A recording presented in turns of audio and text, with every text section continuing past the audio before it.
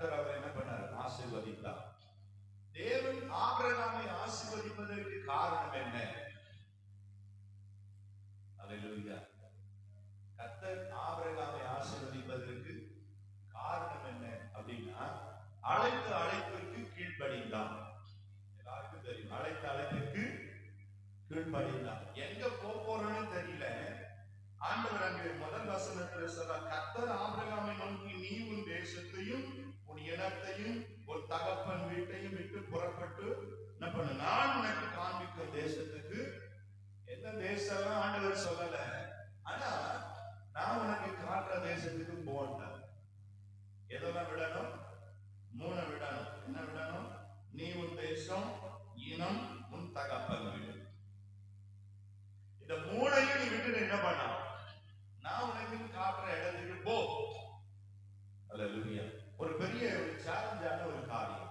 இவ்வளவு நாள் என் ஊரு, என் தேசம், என் பட்டணம், என் ஏரியா, எங்க வீடு, அவன் எங்க ஜனம்னு வாழ்ந்தவன் ஆண்டவர் சொல்றாரு, இப்ப இதெல்லாம் விட்டு நீ என்ன பண்ண, எனக்காக நீ போகணும்.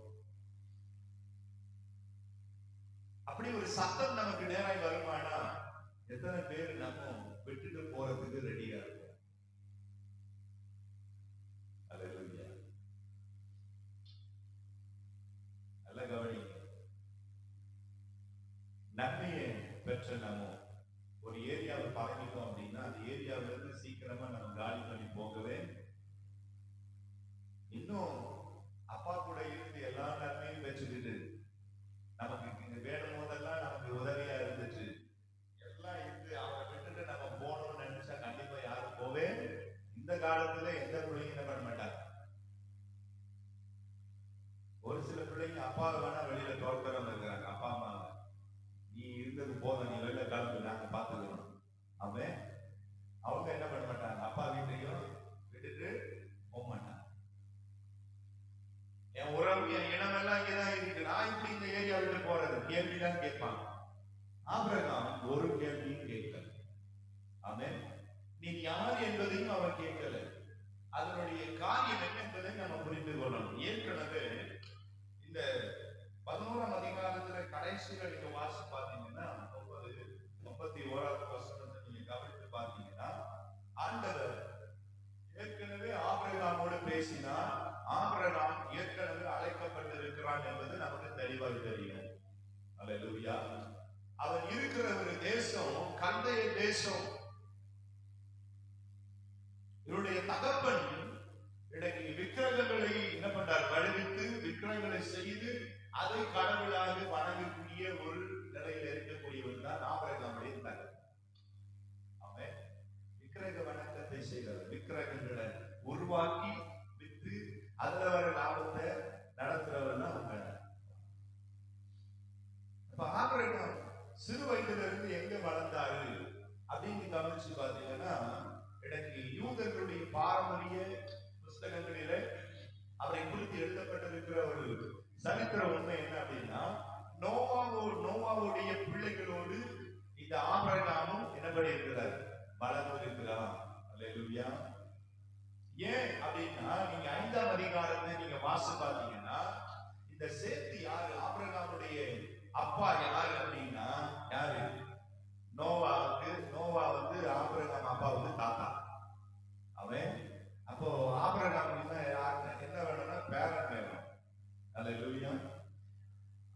நோவாவுடைய பிள்ளைகளோடு அவரும் இணைந்து இருந்திருக்கிறார் என்பதை சரித்திரத்துல சொல்றாங்க. எதை வைத்து அவங்க சொன்னாங்க அப்படின்னா, எப்படி தேவனை ஆபிரகாம் அறிந்து கொண்டார், எப்படி தேவ சத்தம் அவனுக்கு கேட்கப்பட்டது, எப்படி அவன் பலி செலுத்துவதற்கு கற்றுக்கொண்டான். அல்லேலூயா. ஜல பிரயாணத்துக்கு பின்பதாக நோவா மாத்திரம் முதல் மனிதனாக தேவனுக்கு என்ன பண்றார், பலி செலுத்துகிறார். வாசிங்க 8ஆம் அதிகாரம்.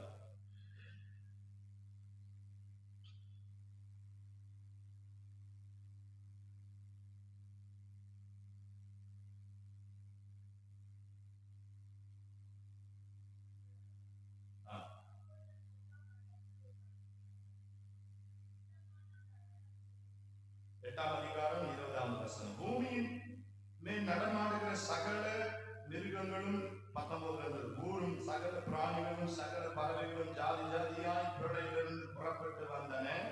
அப்பொழுது நோவா கர்த்தருக்கு ஒரு பலிபீடம் கட்டி, ரொம்ப முக்கியமான நோவா அப்பதான் என்ன பண்றாரு, ஆண்டவருக்கு ஒரு பலிபீடத்தை கட்டுறார். இந்த பார்வை அல்லது இதை எப்படி இவர் அறிந்து கொண்டார் அப்படின்னா, ஆபிரகாம் பலிபீடம் கட்டுவது எங்கிருந்து கற்றுக்கொண்டார்? நோவா தாத்தா கிட்ட.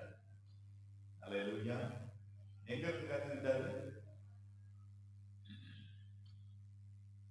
அப்ப யூதர்களுடைய பாரம்பரிய சரித்திர புத்தகமாய் தல்முத் என்று சொல்லக்கூடிய அந்த புஸ்தகத்தில் இதை குறித்து அதிகமாக எழுதப்பட்டிருக்கிறது.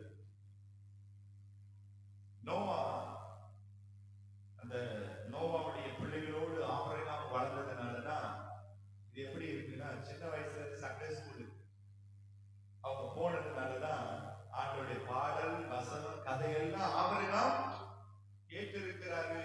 நோவா எப்படி பலி செலுத்துவாரு, நோவாவுடைய பிள்ளைகள் எப்படி பலி செலுத்துறாங்க, அப்போ இதுதான் உண்மையான தேவன். அந்த சத்தத்தை அவரும் கேட்டதுனாலதான் ஆபிரகாமை கர்த்தர் விசேஷமாய் தெரிந்து கொண்டார்.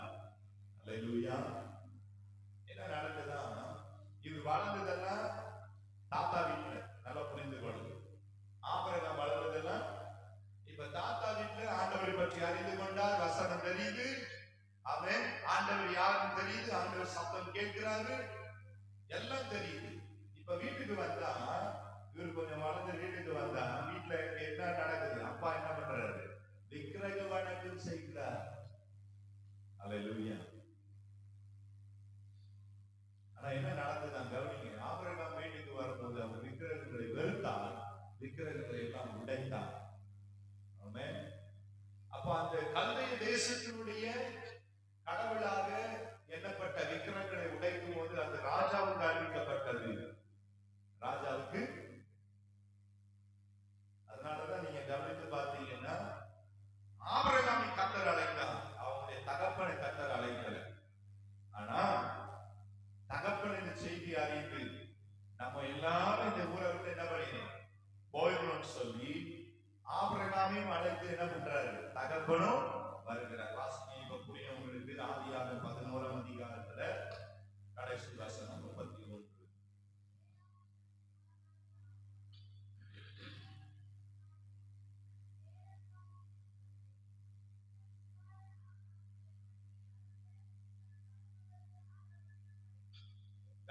தேராகுதான் இப்ப காலத்துக்கு வராது.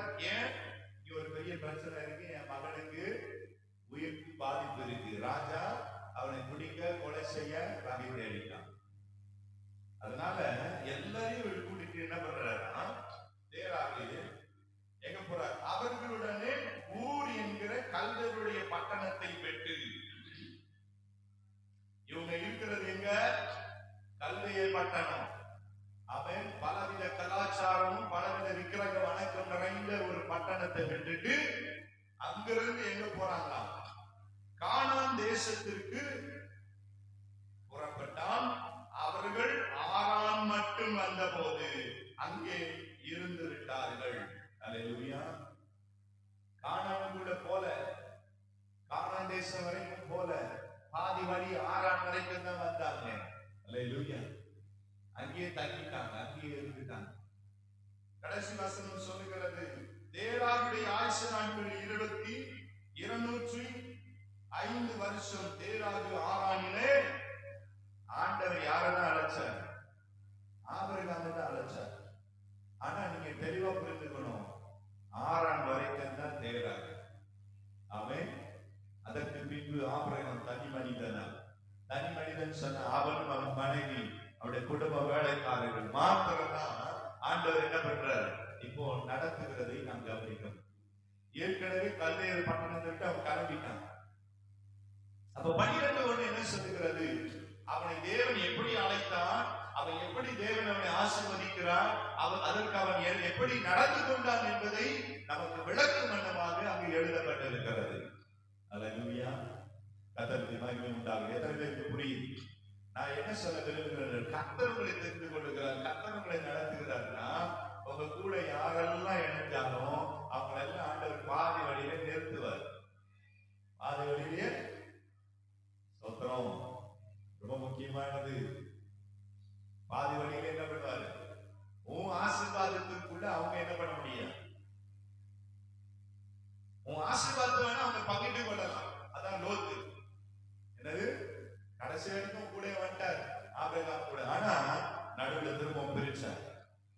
அல்லேலூயா.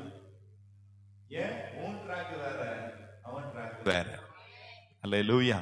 பக்கத்துல பார்த்து சொல்லுங்க, உங்க வழி வேற, உங்க சொந்தங்களுடைய வழிகள் வேற. தேவனிடத்தில் அழைப்பை தரிசனம் பெற்றவர்களுடைய வார்த்தை, விசுவாச, நம்பிக்கை, வழிகள் வேறு. தேவனுடைய வார்த்தையை பெறாம, தரிசனம் பெறாம, அழைப்பு பெறாம, தெரிந்து கொள்ளுதல் இல்லாம உங்களோடு பிரயாணம் பண்ணலாம் என்று நினைப்பார்கள். ஆனா அவர்களால முடியவே. அல்லேலூயா. திரும்ப நான் சொல்லுகிறேன், சபையின் தரிசனத்தில் ஊழியரா இருக்கிற என்னோடு நீங்க இணைய முடியவில்லை என்றால் நீங்களும் என்னோடு சேர்ந்து ஓடி வர. அல்லேலூயா. ஸ்டார்டிங்லே தேராக ஆண்டவர் நிப்பாட்டிட்டார். தேராகு, இதுவும் ஓட்டம் இல்லை, இதுவும் அழைப்பும் இல்லை, நீ இங்கே நில்லு. ஆமென். திரும்ப திரும்ப கூட போய் என்ன பண்ணாத, ஆமா செய்யாத. ஆனா நான் முக்கியமாய் சொல்ல வேண்டிய ரொம்ப முக்கியமான ஒரு காரியம், சிறு வயதிலிருந்து கர்த்தருடைய சத்தத்தை அவன் கேட்டு பழகினவன், வசனத்தை கேட்டவன். அதனாலதான் ஆண்டவரை குறித்த அறிவு அவனுக்கு இருந்தது. தேவன் அழைத்தான், தெரிந்து கொண்டான், கீழ்ப்படிந்தான், வாக்குத்தத்தங்கள் எல்லாம் பெற்றுக்கொண்டான். உனக்குள்ள உன் சந்ததிகள் எல்லாம் ஆண்டவர் நான் என்ன பண்ணுவேன், ஆசீர்வதிப்பேன். உன்னை திரளாய் பெருக பண்ணுவேன். உன்னை ஆசீர்வதிக்கிறவளை ஆசீர்வதிப்பேன். உன்னை சபிக்கிறவளை நான் என்ன பண்ணுவேன். எல்லாம் ஆண்டவர் பெற்றுக்கொண்டான். அவன் செய்தது என்ன? நம்ம வாசித்தோம் 12:7 வசனத்துல, அந்த இடத்துல கர்த்தர் தெரிந்து கொண்ட அந்த இடத்துல அவன் தனக்கு தரிசனமான கர்த்தருக்கு அங்கே ஒரு பலிபீடத்தை கட்டினான். கவனிச்சீங்களா? கர்த்தர் உங்களை தெரிந்து கொண்ட நாள் முதல் இதுவரைக்கும் நீங்களும் நானும் எத்தனை தடவை பலிபீடம் கட்டி இருக்கிறோம்? பலிபீடம் கட்டி அங்கு கர்த்தரை தொழுது கொண்டான். 8 வசனம் கீழே சொல்லுகிறது. பலிபீடம் கட்டுவதனுடைய அடையாளம் என்ன? கர்த்தரை தொழுது கொள்ளுவதனுடைய அடையாளம். ஆமென். கர்த்தரை மகிமைப்படுத்துவது ஒரு அடையாளம். கர்த்தரை உயர்த்துவது, ஆராதிப்பது, அதுதான் அங்க வசனம் தெளிவாய் நமக்கு போதிக்கிறது. எத்தனை தடவை உங்க பலிபீடங்கள் ஆண்டவருக்கு முன்பதாய் கட்டப்பட்டிருக்கிறது? கர்த்தர் அழைச்சிட்டாருங்க, ஞானசானம் எடுத்துட்டேங்க, ரட்சிக்கப்பட்டங்க, ஏதோ அப்போ ஆண்டவர் நிரப்பினாரு, இப்போ அதெல்லாம் எங்க இருக்குன்னு தெரியல. பெற்றுக்கொண்ட அபிஷேகத்தை இன்னும் நிறைய பேர் அனல் மூட்டி எழுப்ப முடியல. உன் பலிபீடத்தை உன்னால கட்ட முடியாமல் இருக்கிற. ஏன்? பலிபீடம், நிறைய பேருடைய பலிபீடம் இன்றைக்கும் தகர்க்கப்பட்டு தான் இருக்கிறது. சில பேருடைய பலிபீடம் அடையாளமே இல்லாம இருக்குது. நான் பலிபீடம் பலிபீடம் என்று சொல்லுவதெல்லாம் கர்த்தரை தொழுது கொள்ளுகிற ஒரு முறையை நான் சொல்லுகிறேன்.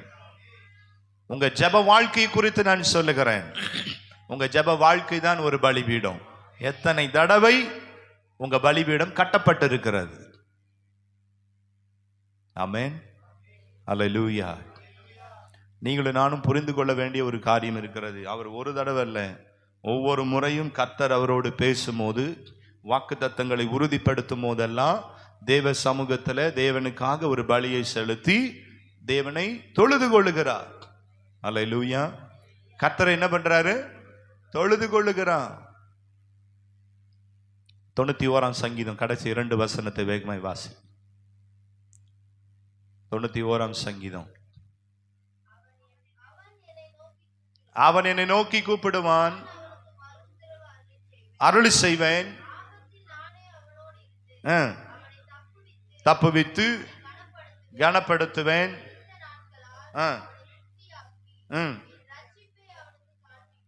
அவன் என் நாமத்தை அறிந்திருக்கிறபடியினால். எனது எத்தனை பேர் அவர் நாமத்தை அறிந்திருக்கிறீங்க? அவருடைய வல்லமை அறிஞ்சிருக்கிறீங்களா? ஆமென். அப்படி அறிந்திருந்தீங்கன்னா அவர் தம்முடைய வாக்குத்தத்தங்களை நிறைவேற்றல உண்மையா இருக்கிறார். நீங்களும் நானும் நம்முடைய பலிபீடத்தை எத்தனை முறை நாம் கட்டி எழுப்பி இருக்கிறோம்? நிறைய பலிபீடம் இன்றைக்கு எழும்ப முடியல, கட்ட முடியல. ஆமென். எலியாவின் நாட்களில ராஜாக்கள் எழுதின நிருபங்கள பலிபீடம் தகர்க்கப்பட்டு இருந்தது. அந்த தகர்க்கப்பட்ட பலிபீடத்தை அவன் திரும்ப செப்பனிட்டான் என்று பைபிள் சொல்லுகிறது. தகர்க்கப்பட்ட பலிபீடத்தை தேவன் சொல்லிய வழிமுறையின்படி 12 கற்களால் என்ன பண்ணினானா சொல்லுங்க, அதை சரியாக கட்டினான். ஆமென். இன்னைக்கு நீங்களும் நானும் நம்முடைய பலிபீடத்தை நம்ம கட்டாம இருப்போமானால் ஆண்டவர் இன்றைக்கு உங்களை என்னை அழைக்கிறார். கர்த்தரை தொழுது கொள்ள உங்க ஜெப வாழ்க்கையில, ஆவிக்குரிய வாழ்க்கையில தேவனை மகிமைப்படுத்தாம உங்க பலிபீடங்கள் எல்லாம் தகர்க்கப்பட்டு இருக்குமானால் தேவன் உங்களை என்னை அழைத்து கொண்டே இருக்கிறார். உன் பலிபீடம் கட்டப்பட வேண்டும். அது என்ன நிலையில இருந்தாலும். நோவா பலிபீடத்தை கட்டி தேவனை தொழுது கொண்டான், ஆபிரகாம் தொழுது கொண்டான், ஈசாக்கு தொழுது கொண்டான், யாக்கோபு தொழுது கொண்டான், முற்பிதாக்கள் எல்லாம் கர்த்தரை தொழுது கொண்டாங்க. நீங்களும் நானும் எவ்வளவு கர்த்தரை தொழுது கொள்ளுகிறோம்? அல்லேலூயா. தொழுது கொள்வது என்பது எப்பொழுதும் தேவனை நோக்கி மேல நோக்கி பார்ப்பது. சொல்லுங்க, தொழுது கொள்வது என்பது என்னது? உங்க கண்கள் எப்பொழுது எங்கதான் இருக்கும்? விண்ணை நோக்கி இருக்கும். சொல்லுங்க, எதை நோக்கி இருக்கும்? பரலோகத்தை நோக்கி இருக்கும். உன் முழங்கால் நீ முடக்க ஆரம்பிச்சா, உன் பலிபீடம் கட்டும் போதெல்லாம் உன் கண் எங்கதான் இருக்கும்? அப்பான்னு மேலதான் இருக்கும், ஆண்டவரேன்னு மேலதான் இருக்கும். அல்லேலூயா. உன் கண்ணு ஒரு நாளும் எங்க இருக்காது? கொலோசியர் 3:1-2 நீங்களும் நானும் எப்பொழுதும் மேலானவைகளை தேடுகிறவளாய் நாடுகிறவளாய் இருக்க வேண்டும். மண்ணுக்குரிய இந்த பூமிக்குரியதை நீங்களும் நானும் எனக்கு தேடுகிறவளாய் இருக்க கூடாது. மண்ணுக்குரியதை ஜெயிக்கணும் நீங்க விரும்பினால், மாம்சத்திற்குரியதை ஜெயிக்கணும்னு விரும்பினா உங்க பலிபீடம் இன்னைக்கு கட்டப்பட வேண்டும் என்று தேவன் விரும்புகிறார். அல்லேலூயா. தள்ளாடுகிற முழங்கால்களை திடப்படுத்துங்க. அப்படிதான் பைபிள் சொல்லுகிறது. நிறைய பேருடைய முழங்கால்கள் இன்னைக்கு பலிபீடமா நிற்க முடியல. ஆமென். கர்த்தரை தொழுது கொள்றதுக்கு நிறைய பேருக்கு கஷ்டமா இருக்குது. நம்மளை விட மற்ற மதத்தினரை நீங்க கொஞ்சம் திரும்பி பார்த்தீங்கன்னா அவங்க எப்படி தொழுது கொள்ளுகிறார் என்பதை நாம் கவனிக்கலாம். எப்படி ஒண்ணுமில்லாத காரியங்களை வைராக்கியம் பாராட்டுகிறார்கள், உண்மையற்ற காரியங்களை வைராக்கியம் பாராட்டுகிறார் என்பதை நீங்களும் நானும் கவனிக்க முடியும். ஒரு நாளைக்கு 5 முறை 7 முறை தொழுகிறவர்கள் இருக்கிறாங்க. ஆமென். காலை 4 மணிக்கெல்லாம் எழுந்து தண்ணியில குளிச்சுட்டு வெறும் உடம்போட விக்கிரக வணக்கங்களை செய்கிற, ஆராதனை செய்கிறவர்கள் இருக்கிறார்கள். உண்மையுள்ள தேவன், ஜீவனுள்ள தேவன், வல்லமை உள்ள தேவன் என்று சொல்லுகிற நீங்களும் நானும் எப்படி தேவனை தொழுது கொள்ளுகிறோம்? அல்லேலூயா. தொழுது கொள்ள முடியுதா? தேவனை உயர்த்த முடியுதா? ஆராதிக்க முடியுதா? மகிமைப்படுத்த முடியுதா? உங்க முழங்காலை தேவனுக்கு முன்பதாய் முடக்க முடியுதா? இன்னைக்கு தொழுகை என்று வந்து விட்டா முழங்கால முடக்காம அவங்க என்ன பண்ண மாட்டாங்க. நம்ம தான் ரொம்ப ஈஸி ஆயிருச்சு. என்னது? நமக்கெல்லாம் எப்படி ஆயிருச்சு? பிளெக்சிபிள் ஆயிருச்சு. மன்னிக்கணும் சிஸ்டர், இந்த சவுத்து ஓரம் வேற நமக்கு சில சர்ச்சில் எல்லாம் கிடைக்கும். சில பேர் அதுக்குன்னே சைட்ல ஒரு அம்மா வயசானவங்க எல்லாம், வயசானவங்க உட்கார்ந்தா தப்பு இல்லை, நான் அவங்களெல்லாம் நான் குறைய சொல்ல மாட்டேன். ஏன்னா அவங்களோட அவ்வளோதான், அந்த ஏஜுக்கு அப்படிதான் தேடும். சில நேரங்களில் என்ன பண்றாங்க, அது ஒரு கம்ஃபர்ட்டா போய் உட்கார்ந்துடுறாங்க. நாங்கள் போன சபையிலலாம் கவனிச்சிங்கன்னா சேரே இருக்காது. எல்லாம் அது 300 பேரா இருக்கட்டும் 500 பேரா இருந்தாலும் எல்லாம் கீழே தான் உட்காரு. ஆமென். எல்லாம் நேர் முழங்கால் தான். யாரும் இந்த கீழே அப்படியே பாதி முடி போட்டுக்கிட்டு இப்படி உட்காந்துக்கிட்டு கையை ஊனிக்கிட்டு இருக்கிறதெல்லாம் இருக்கக்கூடாது. நேர் முழங்கால். கர்த்தரை நாம் எப்படி தொழுது கொள்ளுகிறோம்? தாவீது அழைக்கிறார், நம்மை உண்டாக்கின கர்த்தருக்கு முன்பதாய் பணிந்து குனிந்து முழங்காற்படியிட கடவோம். வாருங்கள், நம்மை உண்டாக்கின கர்த்தருக்கு முன்பதாக பணிந்து குனிந்து முழங்காற்படியிட கடவோம். அல்லேலூயா. நிறைய பேருடைய ஜெப வாழ்க்கை, ஆரம்பத்தில் இருந்த ஜெப வாழ்க்கை இந்த நாளில கட்டப்படாம எழுப்பப்பட முடியாம இன்னைக்கு எல்லாம் தகர்க்கப்பட்டு தான் இருக்கிறது. தேவனை உயர்த்தின நாட்கள் எல்லாம் இப்ப இன்னைக்கு குறைந்திருக்கிறது. தேவனை தொழுது கொண்ட நாட்கள் எல்லாம் குறைந்திருக்கிறது. தேவனுக்கு கொடுக்க வேண்டிய கனம் மகிமையை இன்றைக்கு நம்ம என்ன பண்ணியிருக்கிறோம்? குறைத்து கொண்டுதான் இருக்கிறோம். எவ்வளவு வருஷம் வருது அவ்வளவு நம்ம வளர்ந்திருக்க வேண்டுமே தவிர நம்ம ஒரு நாளும் கீழே என்ன பண்ணக்கூடாது, போயிட கூடாது. உங்க கண்கள் உங்க முழங்கால் எல்லாம் தேவனுக்கு நேரா ஏறெடுக்கப்படுமானா இந்த விண்ணையும் இந்த மாம்சத்தையும் அல்லது இந்த மண்ணையும் இந்த மாம்சத்தையும் உங்களால என்னால ஜெயிக்க முடியும். உங்க கண்கள் எப்போ எங்க இருக்கணும்?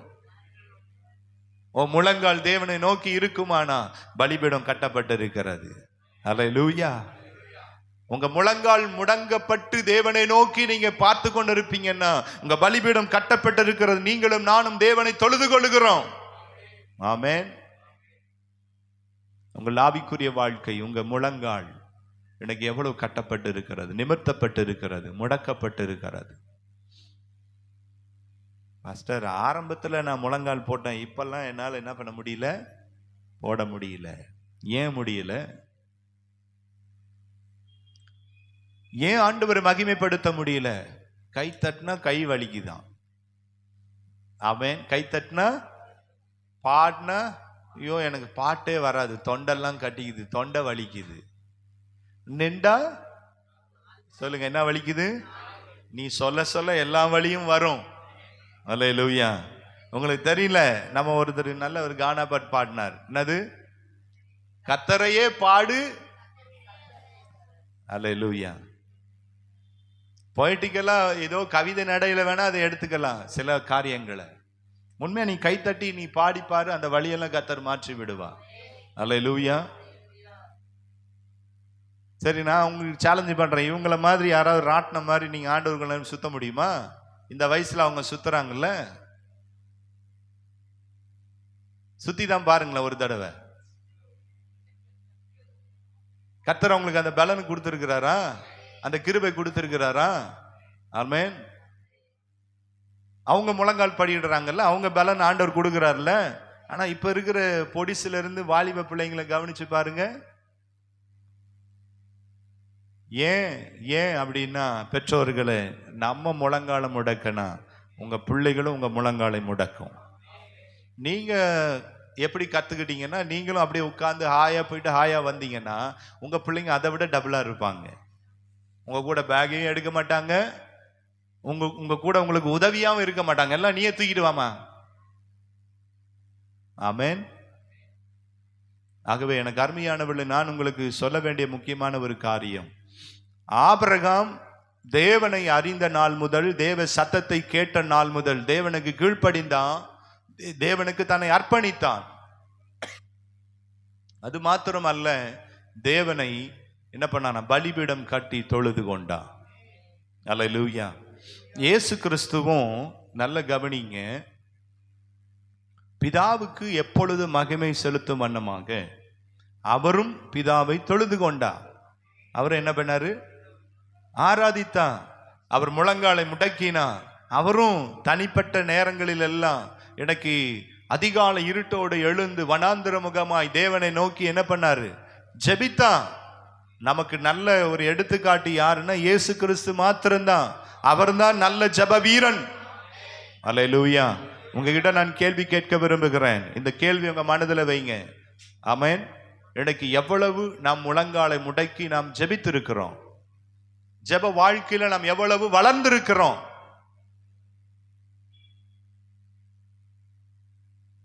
கிறிஸ்தவர்கள் என்கிற அடையாளம் என்னன்னா ஜெபிக்கிறவங்க.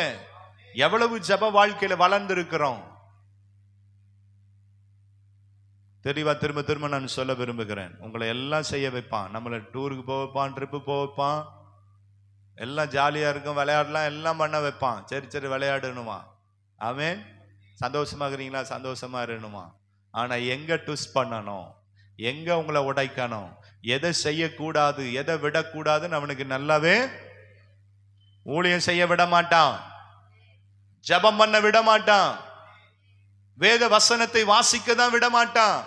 இதை செய்ய ஆரம்பிச்சீங்கன்னா தான் கவனிச்சு பாருங்க, தேவையில்லாத சண்டை வரும், தேவையில்லாத ஆட்கள் உள்ள வந்து கதை பேசும், தேவையில்லாத ஆட்கள் ஃபோன் பண்ணி என்ன பண்ணுவாங்க? பேசுவாங்க. தடை வந்துகிட்டே இருக்கும். உங்களை செய்ய விட மாட்டான். உன் பலிபீடம் கட்டப்படக்கூடாது, நீ கர்த்தரை தொழுது விடக்கூடாது, நீ தேவனை மகிமைப்படுத்தி விடக்கூடாது என்கிற ஒரு கண்ணோட்டத்தில் பிசாசு எப்பொழுதும் கவனமாய் இருக்கிறான். நீங்களும் நானும் அதற்கு ஏற்றவாறே நம்மளும் என்ன பண்றோம்? ஐயோ முட்டி போட்டா கால் வலிக்கும், அப்படியே உட்கார்ந்துட்டு ஒரு 5 நிமிஷம் ஜெபம் பண்ணி என் ஆத்துமாவே கர்த்தரை சோத்தரி, என் முழு உலகமே அவர் பரிசுத்த நாமத்தை சோத்தரின்னு வேகமா சொல்லி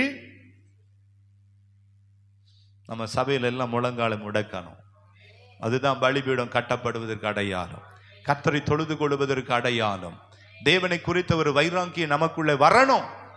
தேவனை குறித்த வைராக்கியம் நமக்குள்ள, அவர் மேல ஒரு பக்தி, அவர் மேல ஒரு வைராக்கியம் வந்ததுன்னா ஆட்டோமேட்டிக்கா நீங்க நானும் போட்டுரும். மதத்தின் பெயரில் மற்றவர்களுக்கு பக்தி வைராக்கியம் காண்பிக்கிறாங்க. ஆனா உண்மையான காரியத்துல, உண்மையான தேவனை தொழுது கொள்கிற நீங்களும் நானும் பக்திய வைராக்கியத்தை வெளிப்படுத்தவே ஒரு நாளும் ஒருபோதும் உங்க தொழுகை அல்லது தேவனை தொழுது கொள்கிற நேரம், உங்க பலிபீடம் கட்டப்படுகிற நேரங்கள் அசட்டையா இருந்து விடாதருங்க. ஜெபிக்கிற நேரங்கள் அசட்டையா இருந்து விடாதருங்கள். ஆமென். தேவனுக்காக ஜெபிப்பீங்கன்னா அந்த நேரத்தை முழுவதுமாய் ஆண்டவருக்கு கொடுத்து விடுங்க. நான் சொல்லுகிறதை புரிந்து கொள்ளும்படி நான் விரும்புகிறேன். ஆபிரகாம் தொழுது கொண்டான் உண்மைதான், ஆனா அவனும் ஒரு தவறு செய்தான். அவனும் அந்த தொழுகை நேரத்துல அல்லது தேவனை தொழுது கொள்ளுகிற நேரத்துல, பலி செலுத்துகிற நேரத்துல அசந்து விட்டான், தூங்கி விட்டான். ஆமென். பலிய ஒழுங்கா செலுத்தல. கவனிங்க, பலிபீடமும் நீங்க தான், பலியும் நீங்க தான். பக்கத்துல பார்த்து சொல்லுங்க, பலிபீடமும் நீங்க தான், பலியும். பாஸ்டர் எனக்கு புரியல பாஸ்டர். ரோமர் எழுதின புத்தகம் 12ஆம் அதிகாரம் 1-2.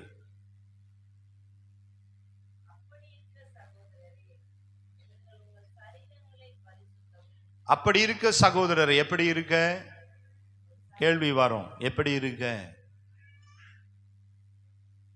ஆண்டவர் உங்களை என்னையும் ஜீவ பலியாக நம்மை அர்ப்பணிக்க வேண்டும் என்று தேவன் விரும்புகிறார்.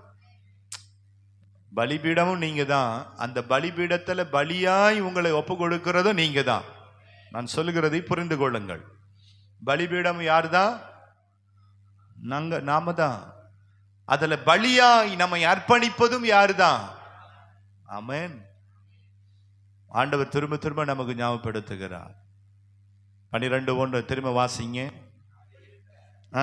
சகோதரரே, உங்கள் சரீரங்களை பரிசுத்தமும் தேவனுக்கு பிரியமுமான என்ன பலியா சொல்லுங்க, என்ன பலி? ஜீவ பலியாக. பலி செலுத்துவதனுடைய முறை ஒன்று இருக்கிறது. பலிபீடத்தில் பலி இப்படிதான் செலுத்தணும். அந்த பலிபீடத்தில் எப்பொழுதும் அக்கினி எரிந்து கொண்டே இருக்கணும். அது அவியாத அக்கினியா இருக்கணும். அல்லேலூயா. ஒன்றும் இன்றைக்கு கரைப்படாத அல்லது குற்றம் இல்லாத அல்லது பழுதற்ற ஒரு ஆடை என்ன பண்ணணுமா? பலியாக தெரிந்து கொள்ள வேண்டும். தேவனுக்கு உங்களை என்னையும் ஜீவ பலியாய் ஒப்பு கொடுக்க வேண்டும் என்று தேவன் விரும்புகிறான். உன் பலிபீடம் கட்டப்படணும்னா உன் முழங்காலை முடக்கி நீ உன்னை என்ன பண்ணணும்? ஆண்டவருக்கு என்று ஒப்பு கொடுக்கணும். ஒப்பு கொடுத்தல் தான் வரமாட்டுது. ஆண்டவருக்காக அர்ப்பணிக்கிற ஒரு வாழ்க்கை வரமாட்டுது. அல்லேலூயா. ஆண்டவர் உங்களோடு என்னோடு ஆண்டவர் பேசுகிற ஒரே ஒரு வார்த்தை, உங்க பலிபீடம் இன்னைக்கு கட்டப்படுமானால் அதுல பலியாக உங்களை நீங்க ஒப்பு கொடுக்கணும்னு ஆண்டவர் விரும்புகிறார்.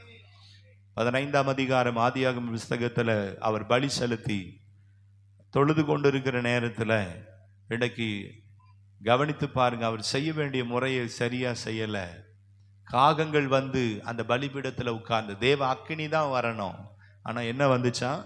காகங்கள் வந்தது. அவன் இருள் சூழ்ந்த உடனே, காரிருள் சூழ்ந்த உடனே என்ன நடக்குதான்? அவர் பயந்தார், அசந்து போனார். ஆமென். அந்த இடத்துல அப்படியே தூங்கினார். அப்படிதான் பைபிள் சொல்லுகிறது. அதனால ஆண்டவர் என்ன செஞ்சாராம்? உன் சந்ததி 400 வருஷம் எகிப்துல என்னவா இருப்பாங்க? ஆண்டவர் கொடுத்த அந்த வார்த்தை தான் அது. தேவனை தொழுது கொள்ளுகிற நேரத்துல, உன் பலிபீடம் கட்டப்பட்டிருக்கிற நேரத்துல அசட்டையா இருந்து விடாதிருங்க, அசதியாயும் இருந்து விடாதிருங்க. உன் ஜெப நேரம் ரொம்ப முக்கியமானது. உன் முழங்காலை முடக்கி தேவனை சமூகத்தில் அவரை தேடுகிற அந்த நேரம், அந்த நாட்கள் மிக மிக முக்கியமான ஒன்று. ஜெப நேரத்தை அசட்டை பண்ணாதிருங்க. தேவனுடைய வார்த்தையை அசட்டை பண்ணாதிருங்க. தேவனுடைய வாக்குத்தத்தங்களை அசட்டை பண்ணாதிருங்கள். ஆமென், அல்லேலூயா. அவர் சொல்ல ஆகும், அவர் கட்டளையிட நிற்கும். ஆபிரகாம் அசட்டையா எண்ணினா அதனால வந்த விளைவுகள், சந்ததி முழுவதும் 400 வருஷம் இருந்தாங்க. ஒரு நாளும் ஒருபோதும் தேவனுடைய கோபத்திற்கு நம்ம ஆளாகி விடவே கூடாது. தேவனுடைய கரம் நம்மை ஆசீர்வதிக்க நன்மையா இருக்க வேண்டுமே தவிர அந்த கரம் நமக்கு பாரமாய் மாறிவிட கூடாது.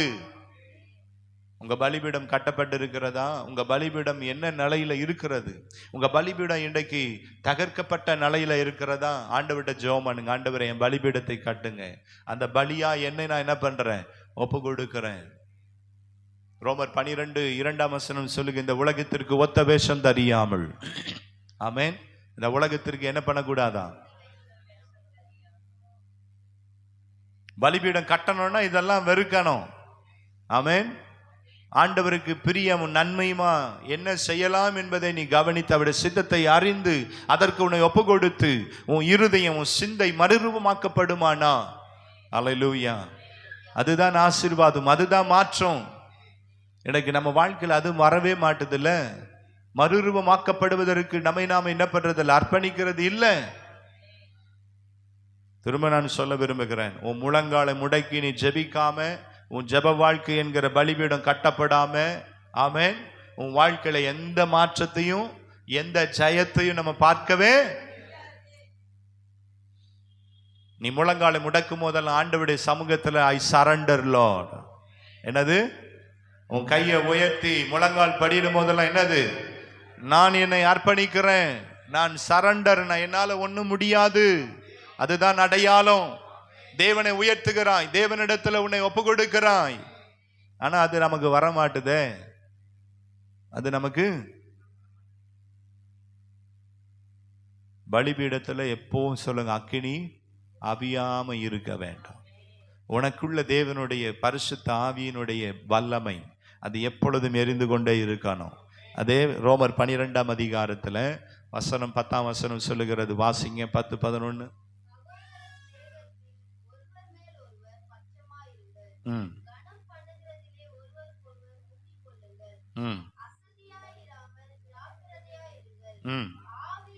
ஆவியில எப்படி இருங்க? ரொம்ப முக்கியம் இதுதான். ஆவியில அனலா இருக்கிறீங்களா? ஆவியில அனல் எப்போ வரும்? உன் முழங்காலை முடக்கி பலிபீடமாய் ஜெப வாழ்க்கை கட்டப்பட்டு இருந்தாதான் ஆவியில அனலா இருப்பீங்க. இல்லைன்னா அந்த ஆவியில அனல்லாம் என்ன பண்ணாது, வராது. எவ்வளவுதான் பாட்டு பாடி, எவ்வளவுதான் ஆண்டவர் நடத்தி, எவ்வளவுதான் நிரப்பணும்னு நினைச்சா அங்க ஆவியில அனல் இல்லைன்னா உனக்குள்ள அங்க எப்படி நிரப்பப்படுவீங்க? அல்லேலூயா. ஆவியில் அனலா இருங்கள். அந்த பலிபீடம் எப்பவும் என்ன பண்ணணுமா, தகனிக்கப்படுவதற்கு, அந்த பலி தகனிக்கப்படுவதற்கு அது எரிந்து கொண்டே இருக்கணும். நீ ஆவியில் அனலா இருப்பாயானா மாம்சத்துல உன்னோடு போராடுகிற எல்லா விதமான மாம்சத்தையும் அது தகனித்து விடும். நெருப்புடைய வேலை என்னது? எல்லாத்தையும் எரித்து விடும், சாம்பலாக்கும். உன்னை ஜீவ பலியாய் ஆண்டவருடைய கரத்துல அந்த பலிபீடத்தில் அர்ப்பணிக்கும் போதெல்லாம் உனக்குள்ள இருக்கிற பரிசுத்த ஆவியானவருடைய அக்கினி, ஆமென், உன்னோடு போராடுகிற அந்த பாவ சோதனை மாம்சத்தை அது மேற்கொள்ளும். ஆவியில் அனல் இல்லை அப்படின்னா இதுதான் என்ன பண்ணும்? ஆமா, இதுதான் ரகசியம். ஏன் ஜெயம் பெற முடியல? ஏன் வெற்றி உள்ள வாழ்க்கை வாழ முடியல? ஏன் உன் பாவ சோதனத்தை உன்னால ஜெயிக்க முடியல அப்படின்னா ஆவியில் அனல் இல்லாம உன் ஜெப வாழ்க்கையில உன் பலிபீடம் கட்டப்படாமலே இருக்கிறது. விசுவாசியே, உன் பலிபீடம் கட்டப்படட்டும். ஆமென். கர்த்தரை தொழுதுகொள். இனி காலம் செல்லாது. இனி என்ன பண்ணாது? உன் முழங்கால முடக்கணுமா முடக்கு, ஜெபிக்கணுமா ஜெபமானு. அல்லேலூயா. உன் முழங்கால் ஒன்றும் ஆவது. உன் முழங்கால கர்த்தர் பலப்படுத்தி விடுவார். நீங்க செய்து பாருங்க. கர்த்தருக்காக முழங்காலை முடக்கும் போதெல்லாம் அல்லேலூயா, பரலோகமே உன்னை எட்டி பார்க்கும். பரலோகமே உன்னை, என் ஆண்டவரே உன்னை எட்டி பார்ப்பாரு. ஐயோ, என் மகன் என்ன பண்ணிட்டான், இது வரைக்கும் முடக்காதவன் முடக்கிட்டானே, முடக்க வைப்பாரு. சில நேரங்கள்ல நீ ஓடிக்கிட்டே இருந்தனா உன்னை உட்கார வைப்பாரு, உன்னை முடக்க வைப்பார், அவரை நோக்கி பார்க்க வைப்பாரு. அல்லேலூயா.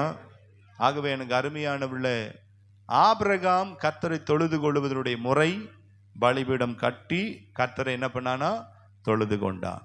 நீங்களும் நானும் நம்ம வாழ்க்கையில தேவனை மகிமைப்படுத்த இதுவரைக்கும் தேவன் நம்மை நடத்தினார். நடத்தும் போதெல்லாம் ஒரு பலிபீடம் கட்டி இருக்கீங்களா? ஆண்டவரை மகிமைப்படுத்திருக்கீங்களா? ஆமென். கர்த்தர் உங்களோடு பேசப்படும் போதெல்லாம் உங்க வாழ்க்கையை பலிபீடமாய் கட்ட வேண்டியது நீங்களும் நானும் தான். அந்த வார்த்தையை கேட்டுட்டு ஏதோ தானு அப்படியே போயிடக்கூடாது, அசட்டையை எண்ணி விடக்கூடாது. அவர் அவங்களுக்கு தான் பேசுறாரு, எனக்கு பேசலன்னு சொல்லாதீங்க. ஒவ்வொருத்த உள்ளத்தோடு தனிப்பட்ட விதத்துல கர்த்தர் உங்களோடு என்னோடு பேசுறார். நீ ஆவியில அனலா இருக்கணும், பலனா இருக்கணும், அவருடைய சத்துவத்துல வல்லமையாய் பலப்படணும். இதெல்லாம் இல்லாம இந்த உலகத்துல உன்னோடு போராடுகிற போராட்டத்தை உன்னால ஜெயிக்க முடியவே முடியாது. ஒரு ஆவிக்குரிய வெற்றி உள்ள ஒரு வாழ்க்கை உன்னால வாழ முடியாது. அல்லேலூயா. நீ ஜெயிக்கணும்னா, நீ வெற்றி உள்ள வாழ்க்கை வாழணும்னா, தேவனை நீங்களும் நானும் என்ன பண்ணணும், தொழுது கொள்ளுகிற முறை, பலிபீடம் கட்டி கர்த்தரை தொழுது கொள்ளணும். ஆமென். பலிபீடம் என்னது? உங்க முழங்கால், உங்க முழங்கால் ஜெபம். அல்லேலூயா. உன் ஜெப வாழ்க்கை கட்டப்பட்டு இருக்கிறதா? ஜெப வாழ்க்கை வளர்ந்திருக்கிறதா? உன் முழங்காலை முடக்கி தேவனை மகிமைப்படுத்துறீங்களா?